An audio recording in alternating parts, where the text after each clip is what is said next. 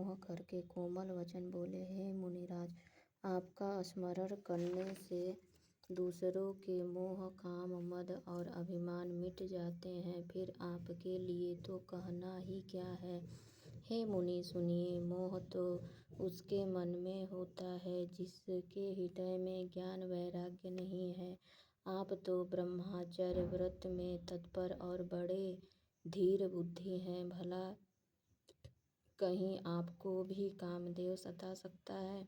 नारद जी ने अभिमान के साथ कहा, भगवान, यह सब आपकी कृपा है। करुणा निधान भगवान ने मन में विचार कर देखा कि इनके मन में गर्व के भारी वृक्ष का अंकुर पैदा हो गया है। मैं उसे तुरंत ही उखाड़ फेंकूंगा, क्योंकि सेवकों का हित करना हमारा प्रण है। मैं अवश्य ही वह उपाय करूंगा जिससे मुनि का कल्याण और मेरा खेल हो। तब नारद जी भगवान के चरणों में सिर नवाकर चले। उनके हृदय में अभिमान और भी बढ़ गया। तब लक्ष्मीपति भगवान ने अपनी माया को प्रेरित किया।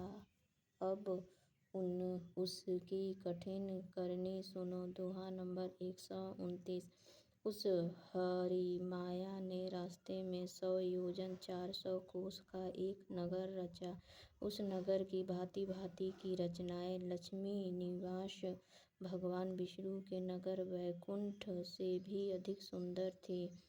उस नगर में ऐसे सुंदर नर नारी बसते थे मानो बहुत से कामदेव और उसकी स्त्री रति ही मनुष्य शरीर धारण किए हुए हों। उस नगर में शीलनिधि नाम का राजा रहता था, जिसके यहाँ असंख्य घोड़े, हाथी और सेना के समूह टुकड़ियाँ थे। उसका वैभव और विशाल सौ इंद्र के समान था। वह रूप, तेज, बल और नीति का घर था। उसके विश्वमोहिनी नाम की एक ऐसी रूपवती कन्या थी जिसके रूप को देखकर लक्ष्मी जी भी मोहित हो जाए। वह सब गुणों की खान भगवान की माया ही थी। उसकी शोभा का वर्णन कैसे किया जा सकता है। वह राजकुमारी स्वयंवर करना चाहती थी। इससे वहाँ अगणित राजा आए हुए थे। खिलवाड़ी मुनि नारद जी उस नगर में गए और नगर वासियों से उन्होंने सब हाल पूछा। सब समाचार सुनकर वे राजा के महल में आए। राजा ने पूजा करके मुनि को आसन पर बैठाया। दोहा नंबर 130। फिर राजा ने राजकुमारी को लाकर नारद जी को दिखलाया और पूछा कि हे नाथ, आप अपने हृदय में विचार कर इसके सब गुण दोष कहिए। उसके रूप को देखकर मुनि वैराग्य भूल गए और बड़ी देर तक उसकी ओर देखते ही रह गए। उसके लक्षण देखकर मुनि अपने आप को भी भूल गए और हृदय में हर्षित हुए, पर प्रकट रूप से उन लक्षणों को नहीं कहा। लक्षणों को सोचकर वे मन में कहने लगे कि जो इसे ब्याहेगा वह अमर हो जाएगा और रणभूमि में कोई उसे जीत न सकेगा। यह शीलनिधि की कन्या जिसको वरेगी, सब चर अचर जीव उसकी सेवा करेंगे। सब लक्षणों को विचार कर मुनि ने अपने हृदय में रख लिया और राजा से कुछ अपनी ओर से बनाकर कह दिया। राजा ने लड़की के शूलक्षण कहकर नारद जी चल दिए, पर उनके मन में यह चिंता थी कि मैं जाकर सोच विचार कर अब वही उपाय करूं जिससे यह कन्या मुझे ही वरे। इस समय जप तप से तो कुछ हो नहीं सकता। वे विधाता, मुझे यह कन्या किस तरह मिलेगी। दोहा नंबर 131।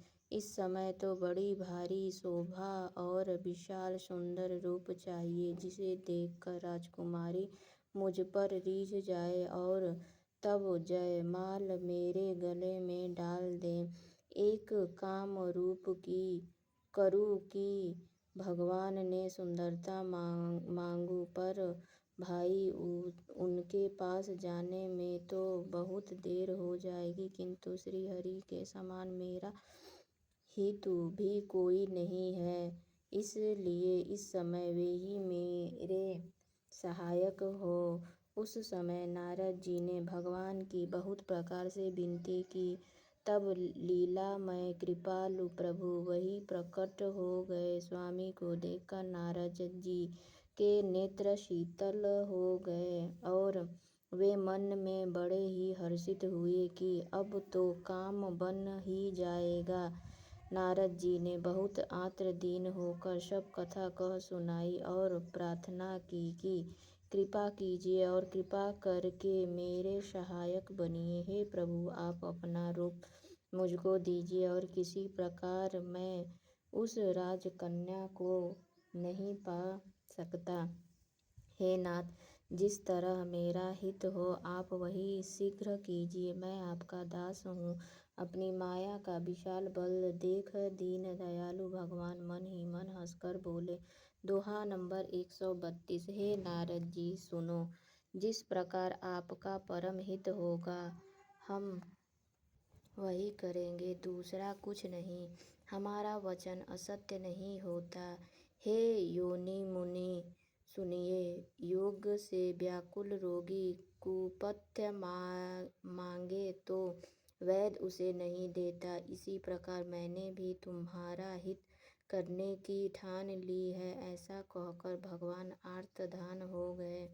भगवान की माया के वशीभूत हुए मुनि ऐसे मूढ़ हो गए कि वे भगवान की अगूढ़ स्पष्ट वाणी को भी न समझ सके।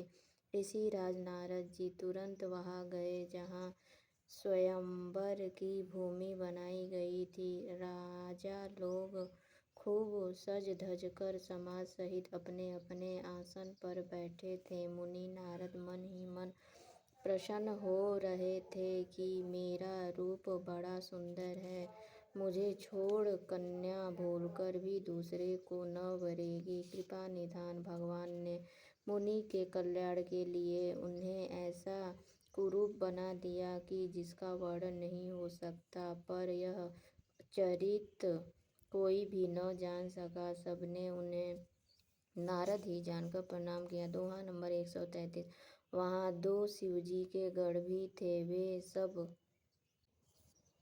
वे सब भेद जानते थे और ब्रह्मांड का वेश बनाकर सारी लीला देखते फिरते थे। वे भी बड़े मौजी थे। नारद जी अपने हृदय में रूप का बड़ा अभिमान लेकर जिस समाज पंक्ति में जाकर बैठे थे, ये शिवजी के दोनों गढ़ भी वहीं बैठ गए। ब्रह्मांड के वेश में होने के कारण उनकी इस चाल को कोई न जान सका। वे नारद जी को सुना सुना कर व्यंग वचन कहते थे। भगवान ने इनको अच्छी सुंदरता दी है, इनकी शोभा देखकर राजकुमारी रीझ ही जाएगी। और हरि वानर जानकर इन्हीं को खास तौर से वरेगी। नारद मुनि को मोह हो रहा था, क्योंकि उनका मन दूसरे के हाथ माया के वश में था। शिवजी के गण बहुत प्रसन्न होकर हंस रहे थे, यद्यपि मुनि उनकी अटपटी बातें सुन रहे थे, पर बुद्धि भ्रम में सनी हुई होने के कारण वे बातें उनकी समझ में नहीं आती थी। उनकी बातों को वे अपनी प्रशंसा समझ रहे थे। इस विशेष चरित्र को और किसी ने नहीं जाना, केवल राजकन्या ने। नारद जी का वह रूप देखा। उनका बंदर का सा मुंह और भयंकर शरीर देखते ही कन्या के हृदय में क्रोध उत्पन्न हो गया। दोहा नंबर 34। कल पढ़ूंगी मैं।